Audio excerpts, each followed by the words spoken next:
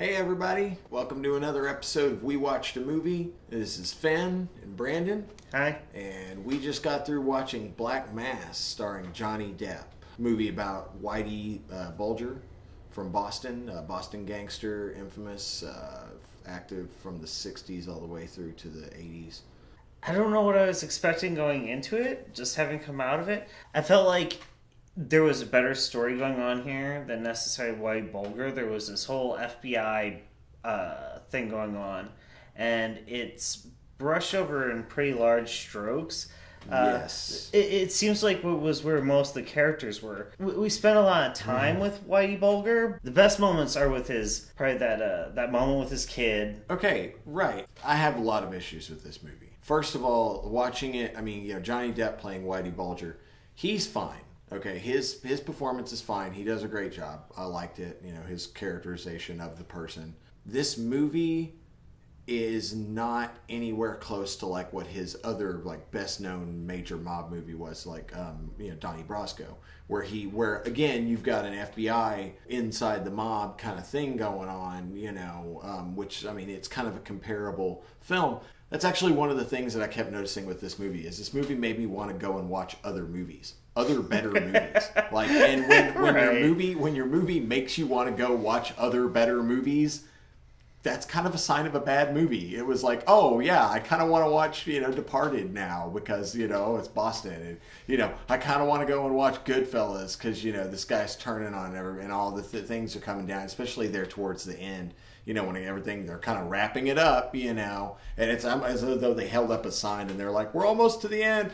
It's time for us to wrap everything up and everybody to be arrested. And, this is the end of the gangster movie. I felt like this movie lacked a real personal identity. I felt like it was an amalgamation of several other kind of successful different, things. Better crime movies. Yeah, exactly. Going back to Goodfellas, how that was kind of like life in the day of kind of mobster movie making, where it was less plot driven. It was more about what's it like to grow up inside the mafia? It had a bit of that because the most compelling parts were about him interacting with his community and being a deeply rooted part. Yeah. Knowing the old lady down the street. Stuff with the kid, having you said. Yeah, that level of insulation that this is your family, right? That was supposed to be there, but then it's about how that deteriorates. But then, oh wait, no time for that. We're gonna chuck that because we got to get on to the Departed kind of stuff. Inside the FBI where you have these double agents and you're not sure where everyone's loyalty really lies. And the agent's thing with his wife, which is very reminiscent of Matt Damon's character and his old lady in Departed. And even if it's based on real life and those things happen, those are kind of archetypes that things fall into.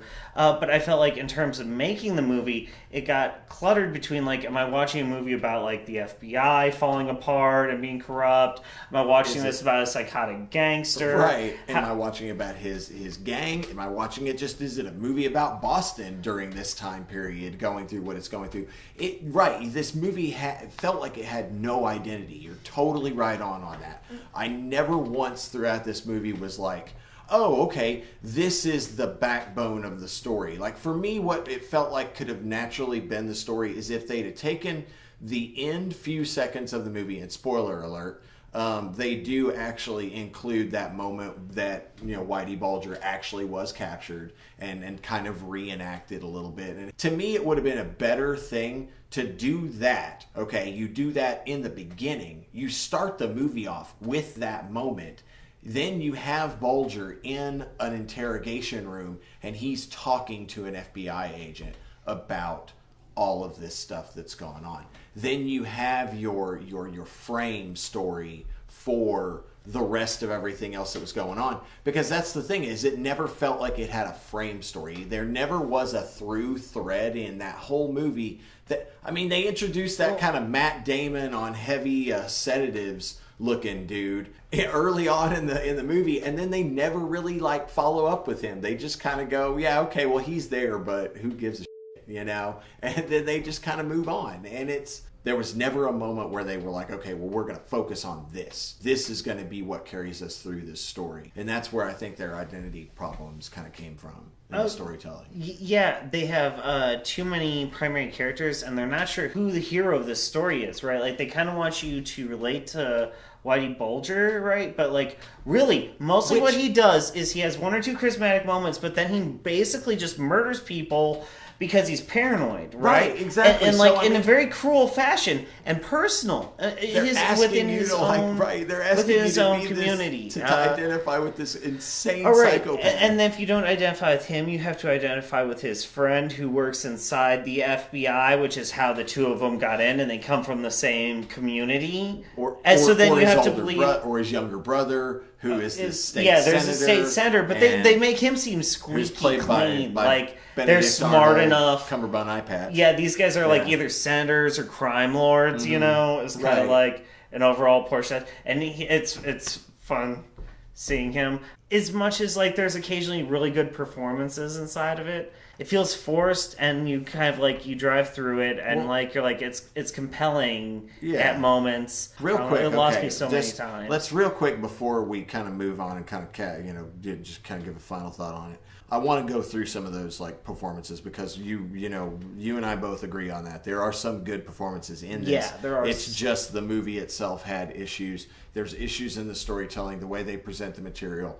I mean, Johnny Depp, of course, he was great as Whitey Bulger. I thought, he was very intense. Except that the way they present him is weird, like you said. He felt scary, but it was like they weren't sure if he was the whole movie or not. Right, exactly. Like, is that the movie, or are we telling a bigger story? And if we are, like Joel Edgerton as the shamed FBI agent John Connolly, he was fair. I mean, he was serviceable. He didn't really turn me on or anything. He didn't set the world on fire for me, but he didn't suck either. So, Benedict Arnold, Cumberbund eye patch. There's nothing that guy can't do.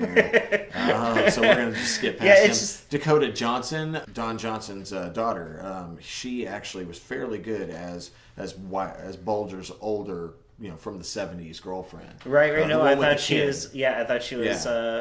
Well played. This is a Kevin Bacon game linkable movie.